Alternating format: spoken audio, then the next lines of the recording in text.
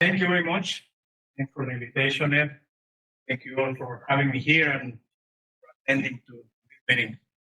Today, we are going to talk about 5G private networks. Very interesting topic. I'm guessing there are some experts here. Actually, I'm seeing one right now. But maybe some of you are new or have a lot of detail on the topic. So I'll have two parts in this presentation. First is going to be related to the basics of private networks. And then in the second part, I will share with you what we are doing at TXM. Well, there's 5G private networks. It's a very good opportunity for enterprises to take advantage of the good capacity and reliability that we can find in a system that is coming from the public cellular network. These are the roots of this system. In some cases, there are questions of confusion. What is the difference? What if I would have a Wi-Fi and I can get away with it? Why would I want to deploy a private network? So we will talk about it in reliability, capacity, and performance.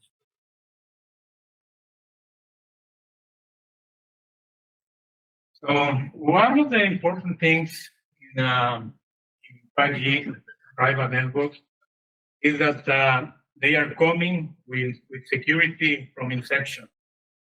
They were designed with the security set up in mind.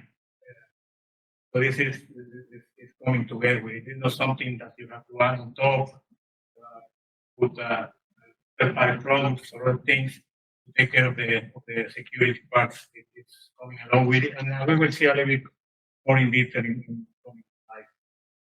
Then something very important is the performance.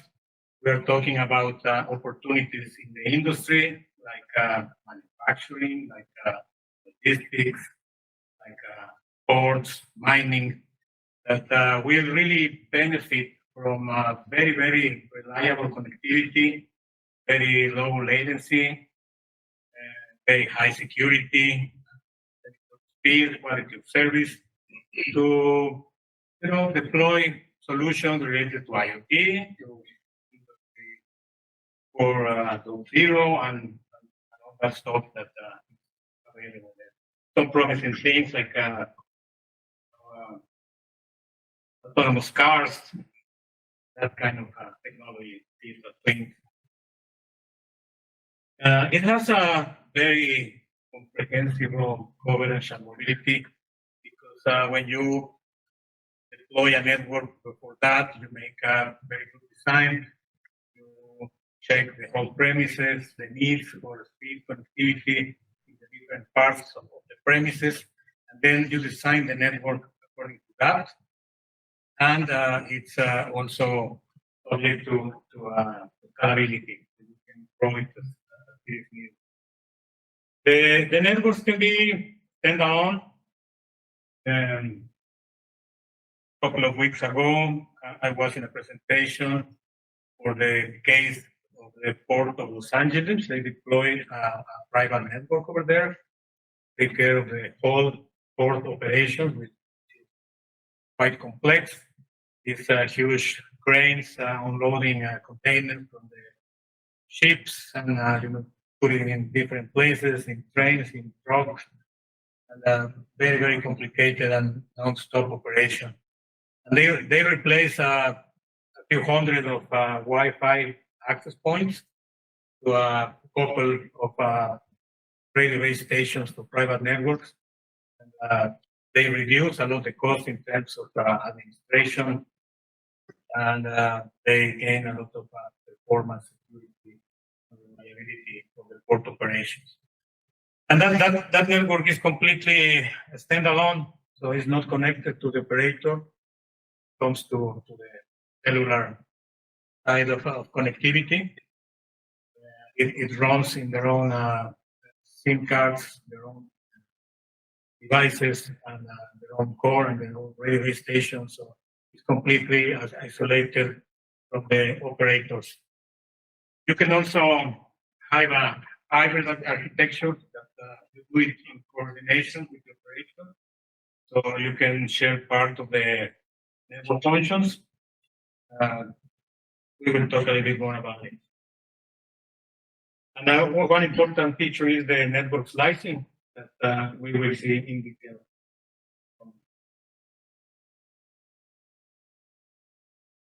A brief comparison on the Wi-Fi and cellular technologies.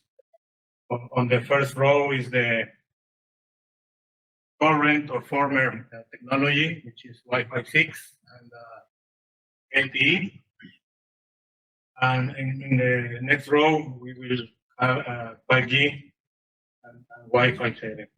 Wi-Fi 7 looks very promising in terms of speed and different features, very competing with 5G, but we will see what can be the main difficulties.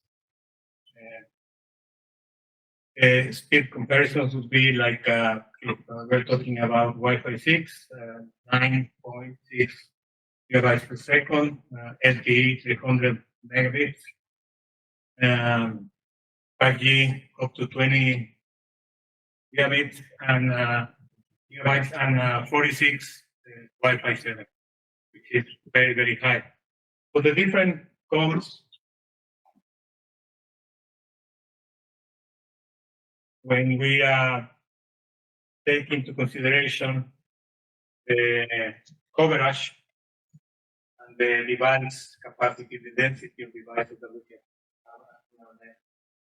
When it comes to Wi-Fi 7, the coverage radius is about 50 meters. On 5G, it will be up to 200 meters. So it can cover a lot more. And of course, if we put high towers or we can play with the different parameters to increase that coverage.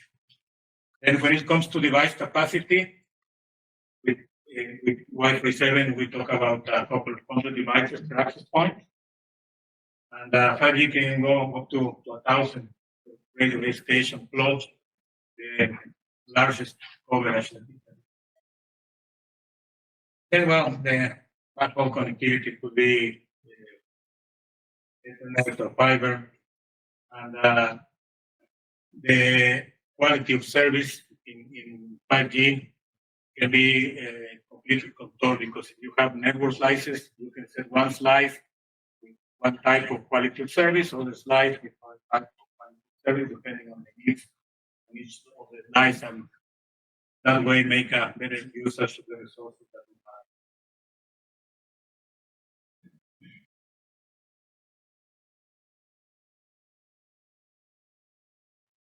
Well, now when it comes to network slicing, I was saying you can create like virtual networks that share the same physical structure, but can be very well controlled in terms of what kind of resources would you provide to each slice. They will run independent of each other using the technology of microservices.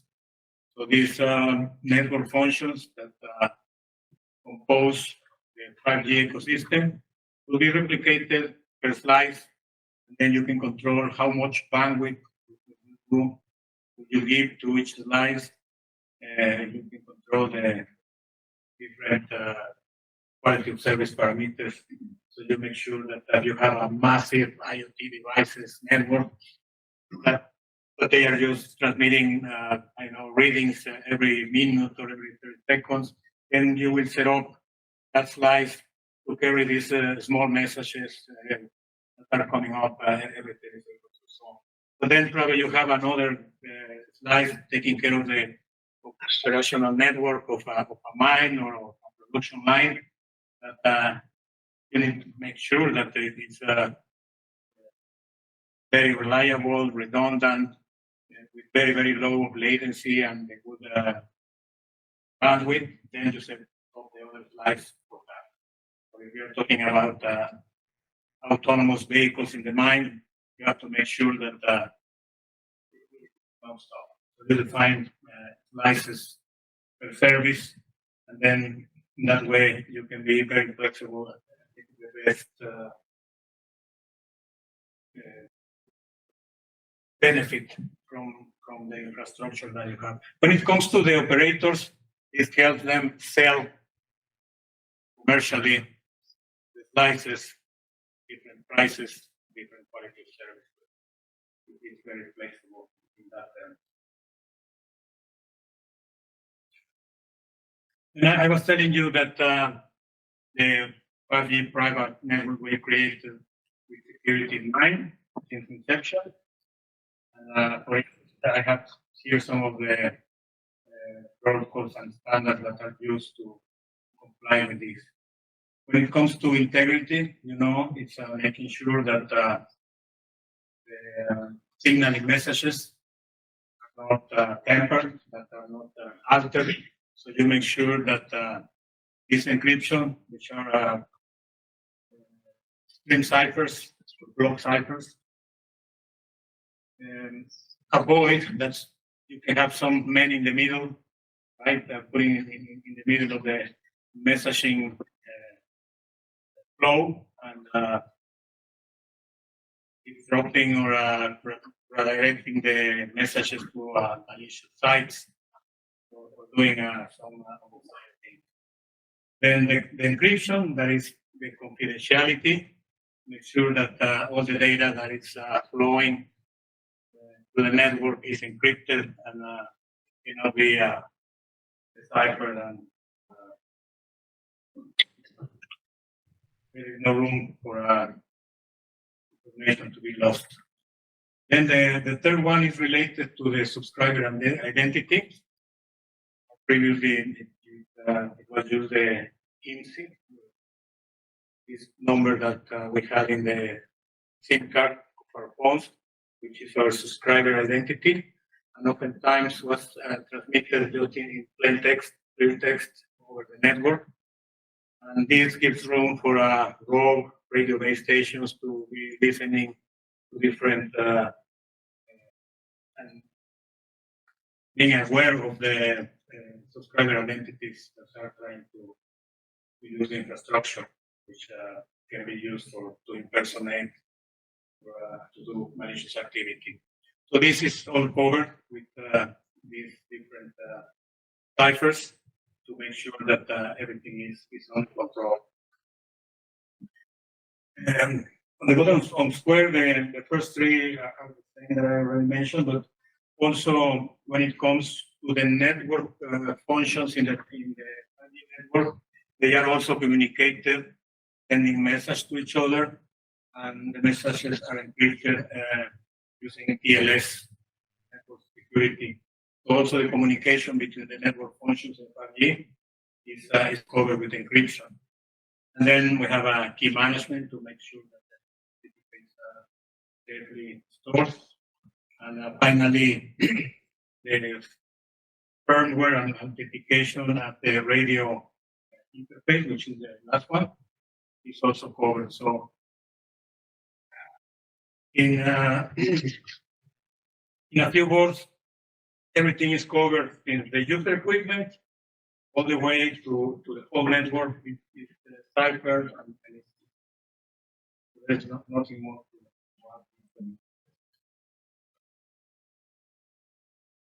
Then when it comes to the spectrum that you need to be radiating radio waves into the air, you have to make sure that you don't cause any interference. Here in North America, we are lucky to have the CBRS, which is a segment of the spectrum related to N48, 355 to 3.7 gigahertz. That is open to be used for any private network. And all you need to do is to register with one of the bodies that coordinates that there is no interference, like Google, for instance. Using the Google Maps to make sure that all radio base stations for private networks are mapped. And you just check that you are not interfering some neighbor, be a good guy, and you can start using that frequency with the problem at all. Right? You can also use a licensed spectrum if you want, like N78. Europe has different bands. This is a problem because when we are talking internationally, oftentimes there is no harmonization on the bands and spectrum. So it is divided per region or per country. Some countries are more advanced in trying to harmonize this and democratize this, and some other countries are far behind, with a lot of pushback from operators that want to keep the frequencies and the possibility to create this kind of services. So Europe has different bands like N77, N78 that overlap. If you see, it's 3.4 to 3.8 overlaps with the bands in North America, protecting Europe they are licensed. We also have a millimeter wave, 257 and 258. Latin America, it's a bit complicated. We have been doing things in Mexico, trying to help the regulator to come with some good solution, hopefully to harmonize with North America for the use of the frequencies.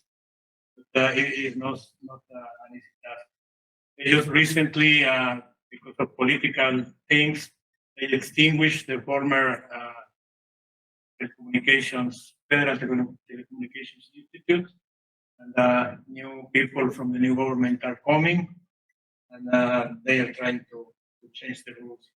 So we have been doing projects there and working with the authorities and requesting secondary use of spectrum, which means we are using spectrum that is already licensed to phone operators, but we can do a secondary use under the rule that we will not cause any interference, and our radiation is going to be completely used under the premises that we are going to provide. But it's a long and complicated process to do. It's very tough. And we also have experimentation spectrum. We have a lab. So here I'm going to start talking about what we have done. Our delivery center is in northern Mexico, very close to the border here with Texas. And then there in Saltillo, it's a car manufacturing city. We have there General Motors, Stellantis, Freightliner, and all the tier 1 and tier 2 suppliers that provide parts to these car manufacturing companies. We also have a mining industry over there. So we have been working with them to bring solutions that oftentimes involves the use of private networks. So we have a lab over there where we can bring customers to see how it works. And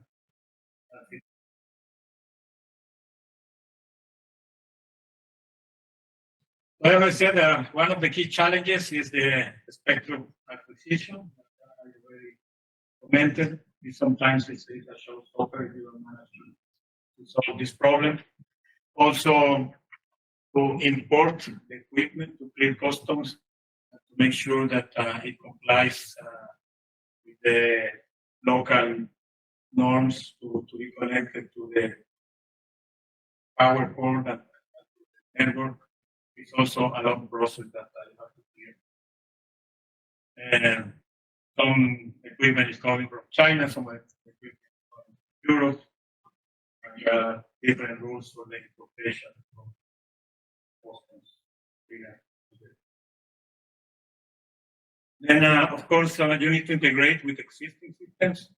So there's another challenge that you're going to deploy that network, but how are you going to integrate with what you already have? Then, this kind of networks also require a little bit more knowledge than just the standard IT knowledge, a little bit more on radio, network planning, and other skills that sometimes need to be acquired by the local team.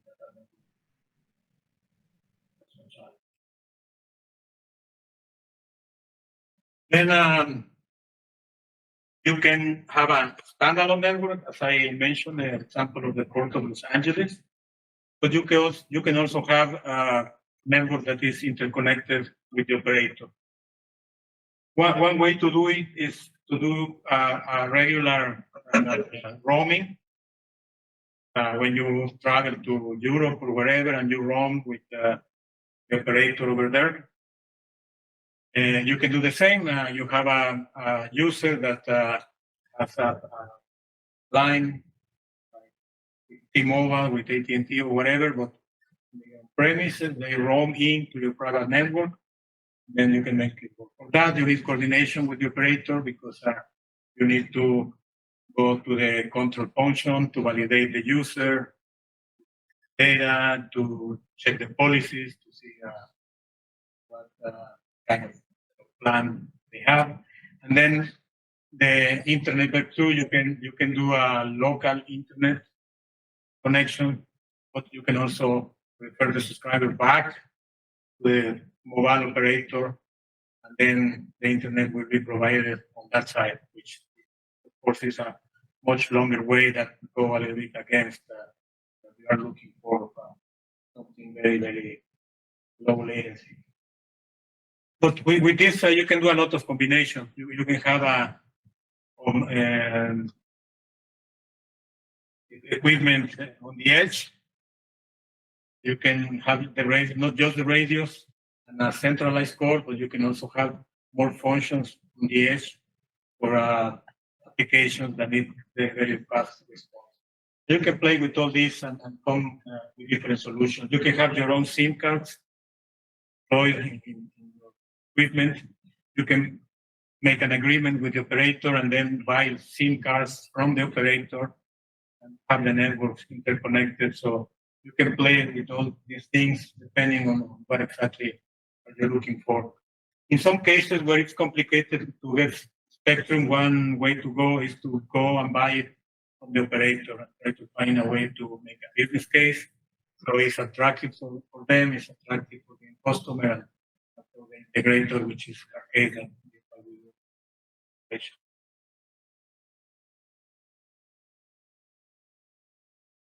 Then, as I said, one of the first steps that you need to do is to make a good network planning. So I have some screens here for this system called RAM Plan. In this system, you can upload the digital maps of your premises. Will be buildings, will be open space campuses. And then you define like if it's a sheetrock wall, if it's a brick and mortar, if it's glass, if it's wood, and all the different materials. And then the system very nicely will tell you how the waves will be propagated according to the places where you define you're going to put your radius in it. Then you can see if you would have some areas with shadows, or you have a very high coverage, or if some radio frequency is going through the window and you may be causing interference with your neighbor.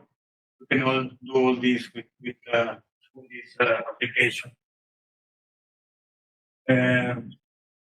If you have any questions about this, Max Bloomberg can tell you that because he is one of the representatives. Solution that is very powerful. Max, raise your hand so everybody knows. This is Max Lundgaard. Yep. He came out many years ago working with me at the time. Now he's helping out TXM Global. Yeah, so this is a very nice tool to do the network planning. Then coming to things that we do, we have this solution that is a data processing tool. On the left side, we have connectors with any kind of data sources. Could be IoT devices, could be sensors, could be applications, databases, or anything that produces data. And then we bring it up to our application. And once it's there, we can clean it up, we can enrich it, transform it wherever it's needed. And then on the right, we can send it to other applications. We can send it to dashboards to create very comprehensive tools for the managers and supervisors that are in the production line to see the data. And one of the things that we have in the middle layer is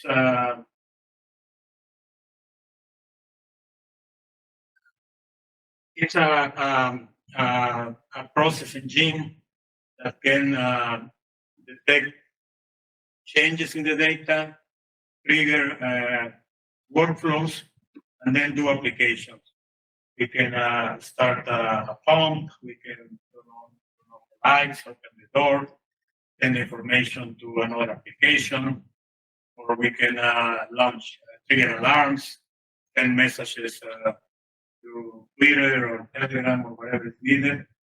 And then in this way, we can make automations that can result in real solutions for the industry. Because as we see, it is not just about deploying a network that gives connectivity and then log what you can do with that. Okay, we deploy the network, we deploy the connectivity with very nice quality of service, latency, bandwidth, and whatever, but then what? Okay, we can put this application and then IoT devices. What do you have? I have an application. Okay, we connect it.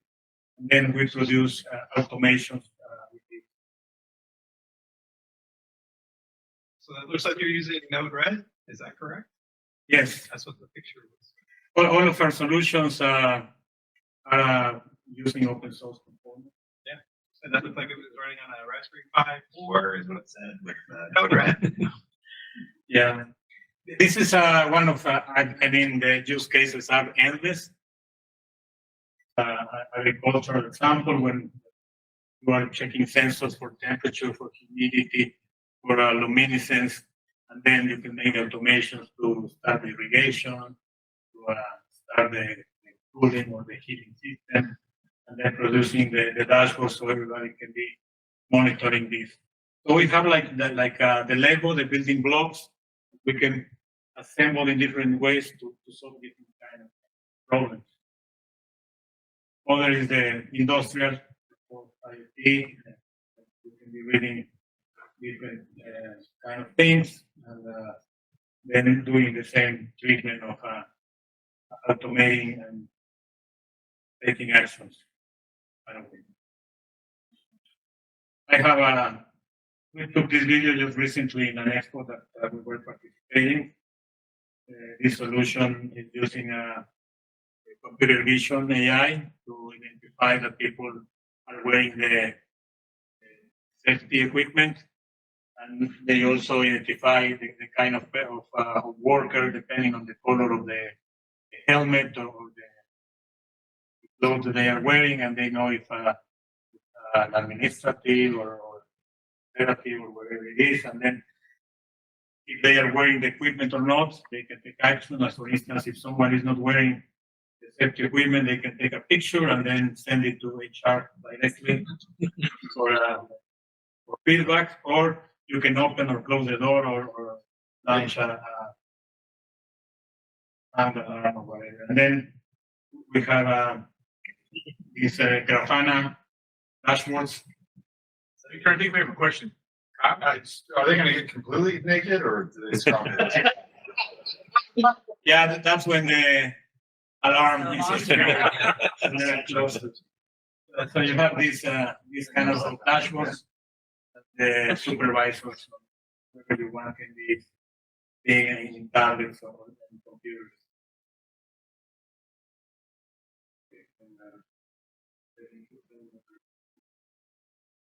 Were those YOLO object detection models running in the previous videos? Yeah, we trained the model. Okay, so you're using custom models then?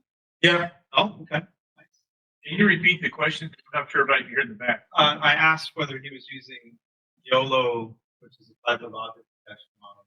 Sounds like you're creating your own object detection models? Yeah. We use YOLO a lot in some of the libraries that you have there. And just trained it? Mm-hmm. Got another one over here. Do you have a group like OSHA in Mexico that, I know when we're on the oil rigs or things here, that if somebody doesn't wear the right helmet, doesn't wear the gloves or act appropriately, the first fine is like $134,000. But I don't know in Mexico if you have the same kind of restrictions. And if you do, it would be very interesting for you us to try and pursue. Yeah, that sounds like a good idea. Probably, maybe it's not as structured as it could be here, but I'm sure depending on the industry, there could be some. I've only one other little question there. Do you make equipment yourself or do you put it out to someone that's like an integrator manufacturer? No, we don't do equipment ourselves. And in some cases, we use other integrators, like, for instance, to climb the towers if needed. We hire someone else to do the deployments. We mainly do the integration part.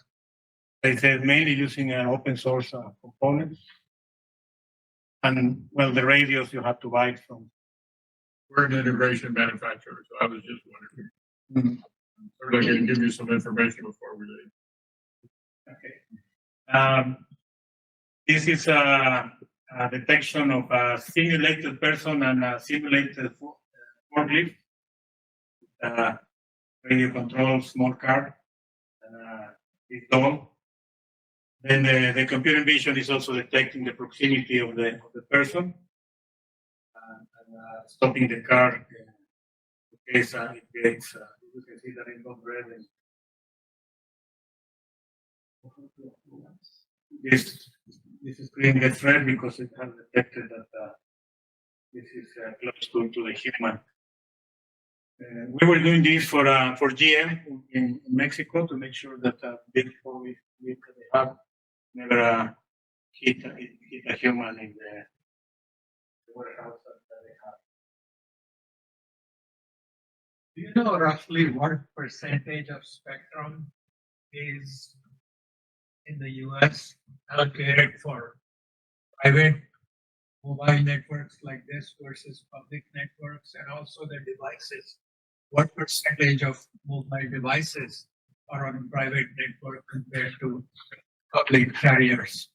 Actually, I don't, but private networks are relatively new. So there's not a big penetration yet. So I guess there's still a big number on the side of the public network. But I mean, this is taking off. Say it's being democratized because now you can have a complete core in a. We have these machines at this size that they have a GPUs in there. You can put a complete core in there. In this demo that we do, we bring full system in a very small machine like this. Maybe this makes you very agile and much more competitive compared with what it used to be.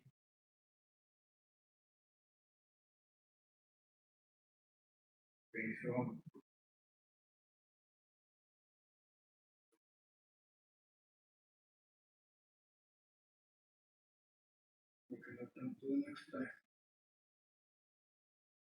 okay, so summarizing, you have to have your analysis, your site survey, do the design and planning of your network.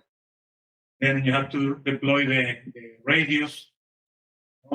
This phase, you need to see if you're just the higher part of the wall, or if you have towers, or where you're going to deploy all the cells. Then, if you're, for instance, controlling vehicles or tools, you have to deploy your devices on each of those as an integration. You are going to stop the forklift. You need to know where to connect it to put the power or stop it, see if they already have some kind of interface ready to make it work. So you have to do all this part, all integration. And then testing, of course, and fine-tuning. And then one important thing that I was talking yesterday with a partner is that you need support afterwards. It's not just like a selling boxes and then go to the next project and forget about it. You have to make sure that you have the proper support, because if you are deploying this in critical infrastructure, you can stop the production lines. we're going to have good support to ensure that the customers are always open about it. So this is basically it. We have been working in building up competence, creating a good team, developing the ecosystems of different partners to work together and bring this kind of solutions to the market, and also working with authorities in different places where it's not as easy as here to get respect. All right. Yes. Are you guys providing any managed operations out of Mexico or US for these private networks? And not yet. We have 2 deployments that we are supporting. We are still in the process of handing it over, so we're still doing the operations.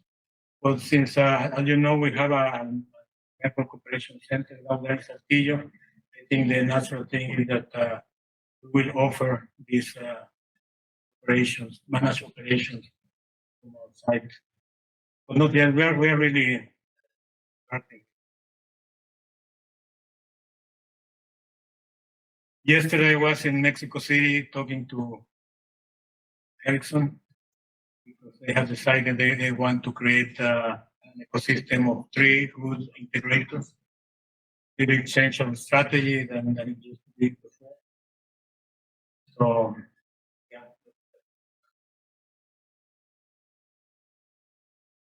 All right. Cost point of view, what is the,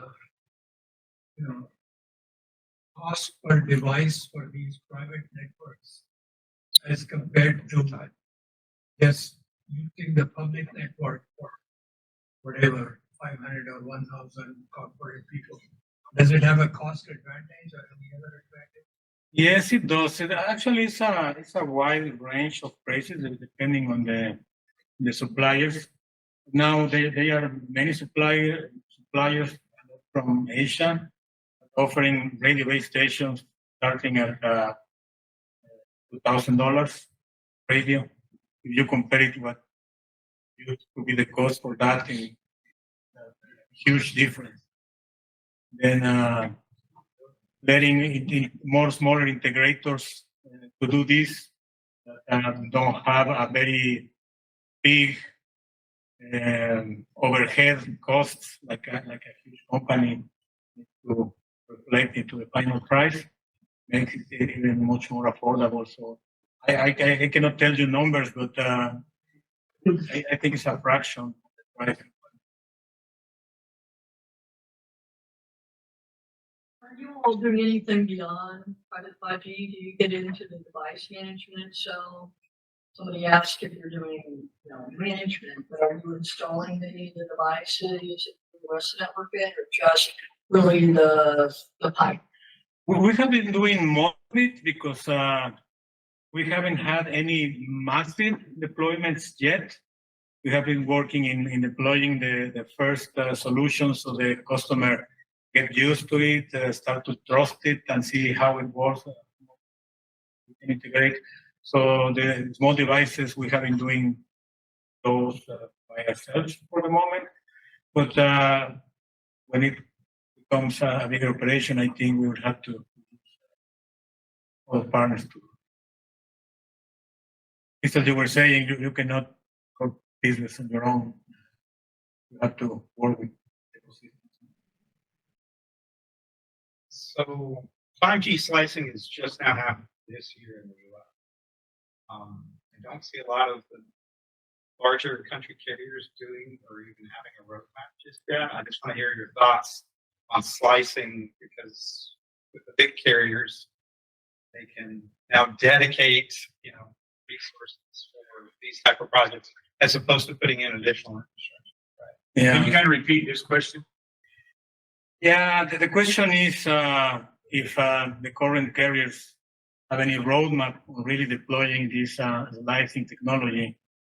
And I have the same view as you do.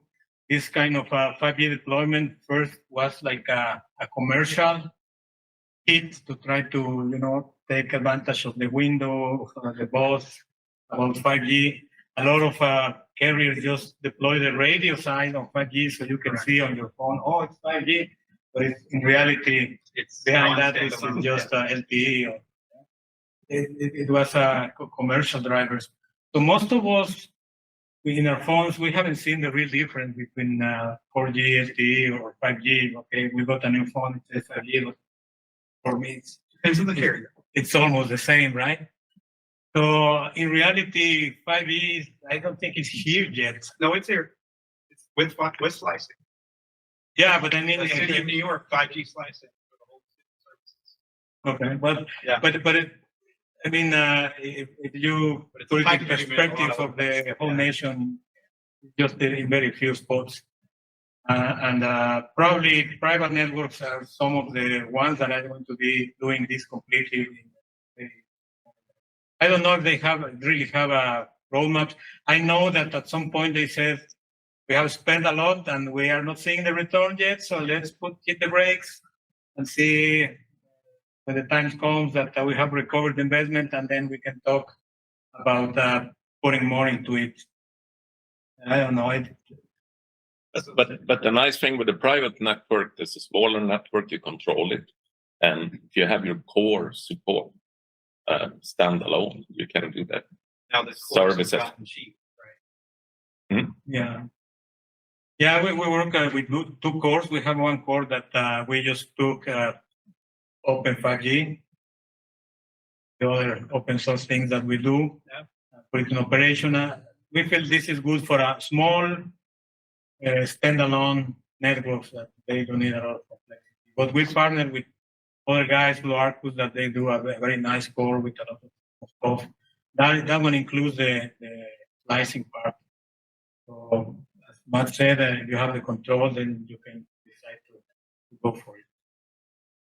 When it comes to the carriers, I don't know. I think when they see that they have recovered enough money and it's time to. This is the problem. There has been so much to get there. Trouble recruiting Yeah, infrastructure. I agree. It's similar. I don't know if you remember 3G. I did this 3G bubble burst. Kind of similar. No, not that dramatic because when 3G occurred, we didn't even have the phones with screens like this, so we still had to punch 3 times the key to get a letter, and so it didn't really work until 10 years later, 2007, when the first iPhone came out, is when it started to really take advantage of the connectivity. And 5G is, I thought, I kind of seen this movie, kind of similar. Yeah. Most of it's still 5G non-standalone, so not true 5G to your point. Yeah. Any other question?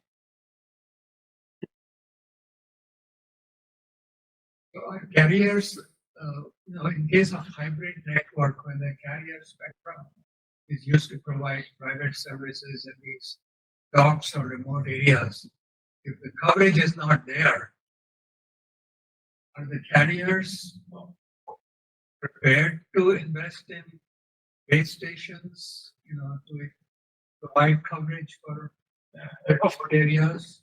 Of course, it depends on the business case, but one thing is that this is a kind of a surprise for some operators, and there is some jealousy on how come you're going to run a cellular network on your own, and sometimes they are reluctant to work with you, so you have to work with them to try to explain, make them see that you can help them reach more customers, like retail, that probably they are not reaching out, selling full solutions. You have to work with that, but in some cases, there's no point for it. We deploy one network in a mine that it's very, very far away, just satellite links. So it's a standalone network with connectivity to a satellite link.